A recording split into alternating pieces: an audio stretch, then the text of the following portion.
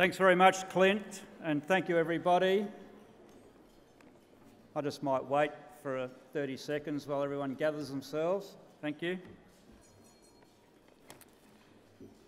I join with Chairman Glenn Bartlett in welcoming everybody tonight without going through all the details again. And I also want to recognise the representatives of our women's team who are here tonight. It is a first for the club to have the girls' team here, and want to thank you and congratulate you for what you achieved on behalf of the Melbourne Football Club.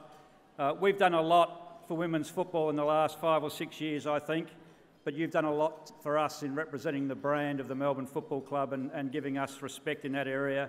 And for those of you who are playing in the grand final on Sunday, best of luck. I don't know if there's any competitors on the table, but I hope you go well.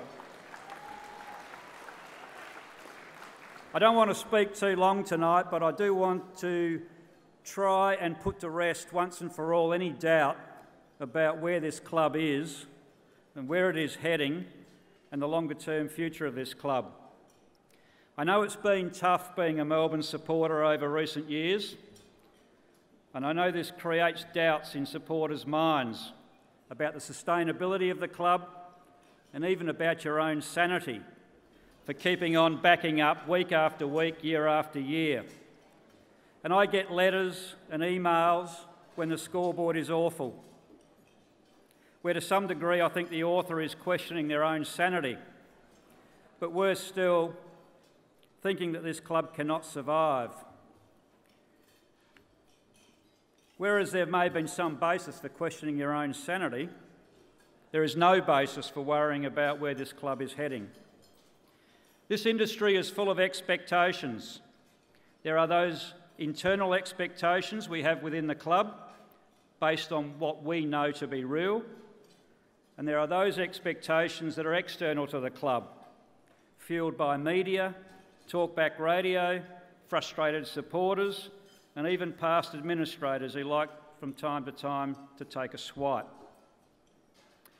The commentary on the external expectations is what I call the noise, and I don't listen to the noise. And I try to make sure everyone in the club, the players, the coaches, the staff and the directors don't listen to the noise. Unfortunately though, sometimes they do, and sometimes it gets to them. The reality is that this is just noise, and we in the club have to continue to believe in our own path and expectations and what we are doing to achieve those expectations.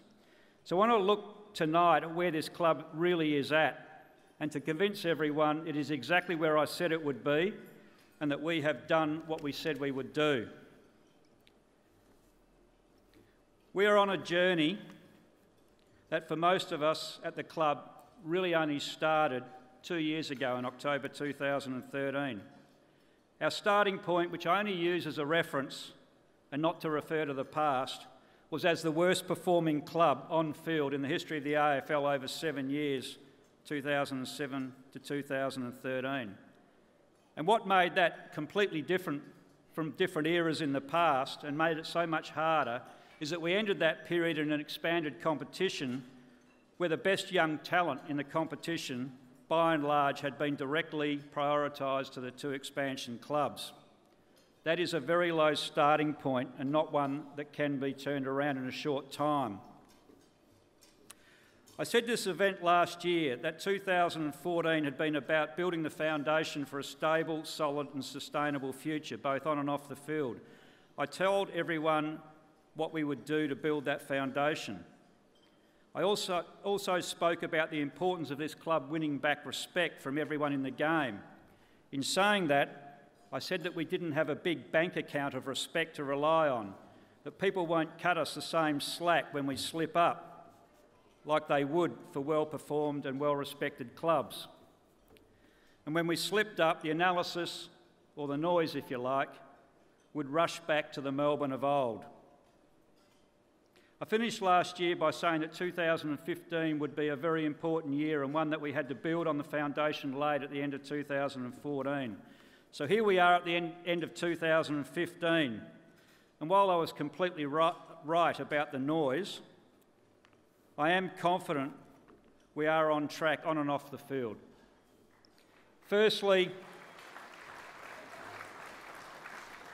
with a brief reference to off-field. We reported a good turnaround in our financial performance in 2014 from a reported loss in 2013 of $3 million to a reported profit in 2014 of $300,000. We've continued to build on that as we are forecasting a higher operating profit in 2015.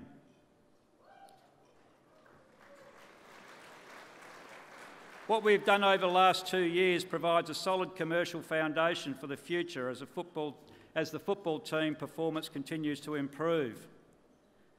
I also feel very important about our strategic agenda. Our management team is very busy pursuing our commercial agenda, which is built around our strategic pillars of brand, people, facilities, and our non-football business revenues. Further, the AFL's recently stated agenda for clubs that includes talent academies, women's football, and a review of second-tier football only adds to the opportunities for the club. The recent TV deal announced by the AFL also underwrites the future of this club. That deal is dependent on 9 games of football every week, and the AFL has stated quite openly that it wants 18 strong, viable clubs. This TV deal will help ensure that, and whereas, of course, the AFL needs to balance the needs of all stakeholders, including players, fans, community football, as well as the clubs, but it does ensure that there will be additional club funding that will assist us to meet our football and commercial agendas. So there are many factors in play that will allow this club to continue to develop commercially into a financially sound and sustainable football club. From a football perspective, in 2015, we achieved in broad terms what we set ourselves to achieve at this stage of our journey. On field, it was, in my view, a year of improvement. Yes, we had disappointing games, and yes, like 2014, we had too many of those at the tail end of the season. But so has every club that has been on such a journey with young players. Our own expectations for 2015 was that we would win 7+ games. We never put an upper limit on the number of wins because, of course, you shouldn't. This was simply an assessment at the end of last year based on where we thought the player list was relative to the rest of the competition and the foundation we were building on from 2013 and 14. That foundation, in short, improving our defensive ability and our contested possessions. These just had to be improved, and based on all measures, we have improved in these areas over 14 and 15. We know our best is good enough to beat teams above us on the ladder, including teams participating in this year's finals. We also know there have been too many occasions in the year where our worst football has shown up, and often for some reason we can't explain against teams equal to or below us on the ladder. And trust me, that is as frustrating to us within the club as it is to the supporters. The positives I take out of the year in the football area are only to some extent based on those good wins. It is actually more about what I know we are doing around football. That is, creating the improved performance that will ensure sustained performance and a team ultimately capable of winning finals. This is largely to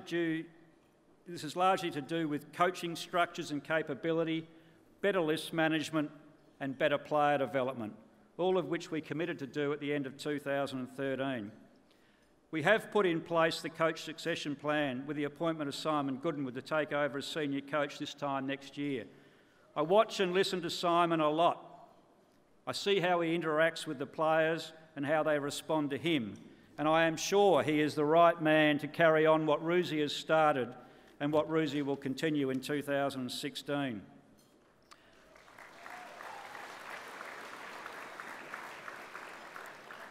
We know through the list management work done by Josh Marnie, Todd Viney, Jason Taylor, Kelly O'Donnell and all the recruiting team that we are getting this part of our club right. It is a matter of record that in the 13 months from October 2013 to November 2014, 22 players on the list changed.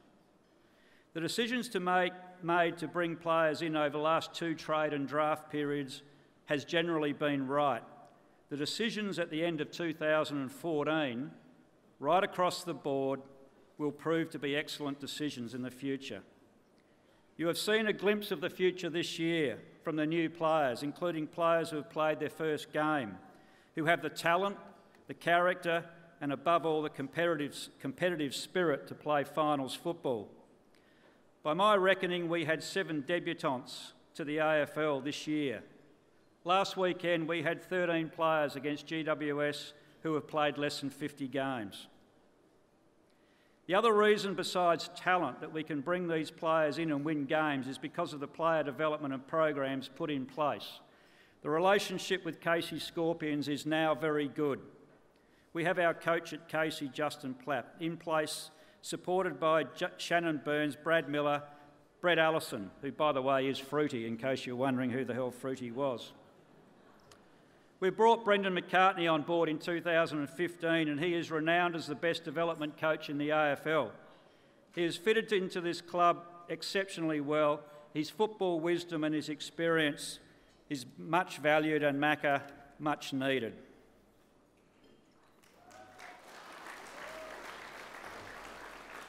As we look towards 2016, we will build on what we have done so far. We will continue to build the culture of this club, both in the playing list and right across the whole club. We will continue to embed the standards and behaviours that are needed to make this a finals club. Those standards and behaviours must apply both on and off the field, and both when we're in the club, when we're all in the club, and when we're all outside the club, because we are still representing this club whenever and wherever we are. We will also build a finals culture by continuing to improve the playing list, where talent alone is not enough, but the behaviours of resilience, character and competitiveness are essential. And finally, in 2016, having improved our defensive and contested skills, we will start to develop the game style that we know is necessary to win finals games. Congratulations in advance to the winners tonight. You should appreciate the recognition and accolades that you deserve and come your way. To all the players, enjoy the night, enjoy the break, but make sure you come back healthy, fit and ready to move towards being a finals club. Ladies and gentlemen, thank you sincerely for your ongoing and your insane support of this footy club. I hope you have a great night.